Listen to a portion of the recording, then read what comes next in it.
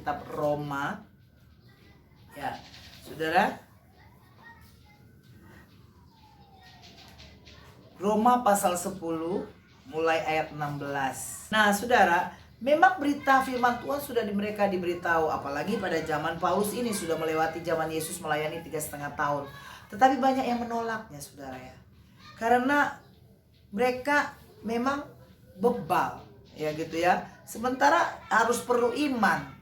Nah kalau Yesus datang dan memberi kesempatan bahwa orang yang percaya tanpa melihat itulah iman, dan iman itu yang timbul dari pendengaran akan firman Tuhan. Nah bagaimana kalau orang sudah tidak mendengar? Itu dikatakannya di dalam kitab yang Musa katakan itu, tetapi atau juga Yesaya, bahwa mereka mendengar tapi mereka tidak mau menganggapnya gitu ya. Ya, ini yang kita harus pelajari di sini, bahwa pada awalnya kita harus belajar mendengar atau perhatikan atau mengerti, minta pengertian dari Tuhan, minta hati yang mau konsentrasi, mau tertuju kepada firman Tuhan. Karena kalau saudara tidak mendengar firman, engkau tidak akan punya iman.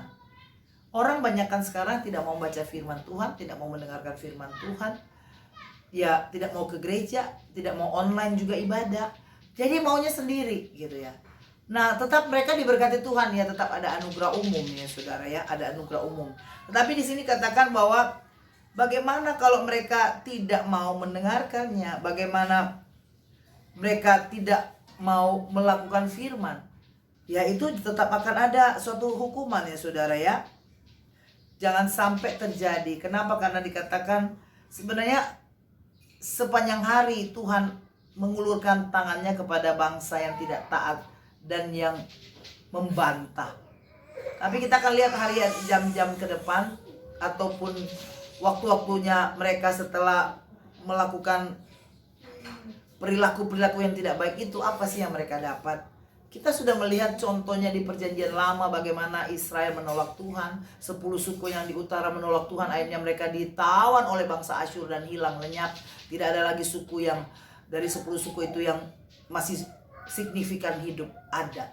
Nah sementara dilihat oleh 2 suku itu, perbuatan-perbuatan yang tidak baik itu mereka ikuti juga, sampai ditawan oleh Babel. Dan pulang dari sana mereka masih tidak mau berubah sampai 400 tahun lamanya setelah Maleaki dan Hagai itu adalah kesunyian. Tidak Tuhan bicara apa-apa sampai lahirlah Yesus. Itu selang waktu 400 tahun. Lama sekali saudara. Berapa generasi? Kalau 70 tahun berarti 6 generasi. Tuhan diam, tetapi Tuhan akhirnya kirimkan Yesus yang kita masih peringati perayaan-perayaan Natal hari-hari ini. Nah, jangan sampai kita membantah, jangan sampai kita tidak taat. Sementara kemarin saya lagi bahas tentang Yusuf yang taat. Luar biasa ya saudara ya. Arti Natal yang hari ini, yang kemarin kita pelajari dan yang sepanjang minggu ini, ada salah satunya taat. Bagaimana Yusuf itu taat. Dan ketika bangsa Israel menunjukkan ketidaktaatan, ada beberapa orang yang masih ada di bangsa itu yang masih taat. Walaupun secara keseluruhan sudah tidak mau taat.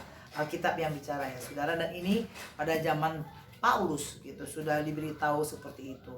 Oleh sebab itu saudara, jangan sampai ketidakpercayaan orang lain merembet ke kita dan kita juga sampai melihat tidak ada mujizat dan kita tidak percaya. Sementara Tuhan akan melakukan mujizat, Tuhan melakukan sesuatu yang ajaib ketika kita percaya. Nah kalau saudara tidak percaya, tidak terjadi hal demikian. Kalaupun di satu lokasi terjadi mujizat, itu karena mungkin ada orang-orang yang berdoa di sekitar itu yang membuat tempat itu diberkati Tuhan.